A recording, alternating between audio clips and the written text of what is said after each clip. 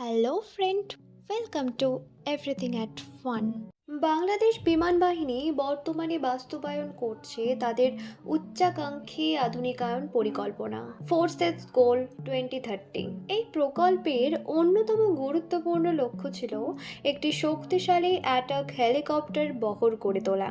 এতদিন বাংলাদেশ নির্ভর করেছিল রাশিয়ান MI-70 মতো ইউটিলিটি হেলিকপ্টারের ওপর, যা পরিবহন ও লজিস্টিক্সে কার্যকর হলেও আধুনিক যুদ্ধক্ষেত্রে আক্রমণাত্মক ভূমিকার জন্য যথেষ্ট নয়। আর ঠিক এখানেই মাঠে নামে T-129 অ্যাট্যাক। তাহলে প্রশ্ন হলো, এই T-129 অ্যাট্যাক আসলে কি? এটি তৈরি করা হয়েছে তুর্কিশ এরোস্পেস ইন্ডাস্ট্রিজ এবং অগাস্টা ওয়েস্টল্যান্ডের যৌথ উদ্যোগে।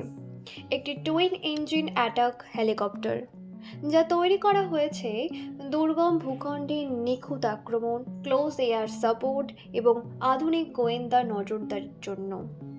সংক্ষেপে বললে এটি যুদ্ধক্ষেত্রের জন্য জন্মানো এক নিখুঁত ঘাতক। এবার আসা যাক এর মারণ ক্ষমতায়। T-129 অ্যাটাক বহন করে 20 মিলিমিটার ট্রেন গান, CIRIT লেজার গাইডেড রকেট এবং ট্যাঙ্ক ধ্বংসের সক্ষম UMTAS মিসাইল। এটি শুধু একটি হেলিকপ্টার নয়, এটি একটি উড়ন্ত অস্ত্রাগার। বাংলাদেশ প্রায় $600 মিলিয়ন মূল্যের চুক্তিতে 6টি T-129 অ্যাটাক হেলিকপ্টার কেনার অনুমোদন দিয়েছে। এই দৌড়ে ছিল আরও দুই শক্তিশালী প্রতিদ্বন্দ্বী, আমেরিকার AH-64 অ্যাপাচে, রাশিয়ার Mi-28NE। তাহলে প্রশ্ন, বাংলাদেশ কেন তুরস্ককে বেছে নিল? কারণটি খুব সহজ। অ্যাপাচে বা Mi-28 অত্যন্ত শক্তিশালী হলেও T-129 তুলনামূলকভাবে সাশ্রয়ী, রক্ষণাবেক্ষণ সহজ এবং তুরস্ক প্রযুক্তি হস্তান্তরে বেশি সহযোগিতাপরায়ণ। বাংলাদেশের জন্য এটি ছিল সবচেয়ে বাস্তবসম্মত ও কৌশলগত পছন্দ। এই সংযোজনের মাধ্যমে বাংলাদেশ দক্ষিণ এশিয়ায় নিজের সামরিক অবস্থান আরও সুদৃঢ় করল।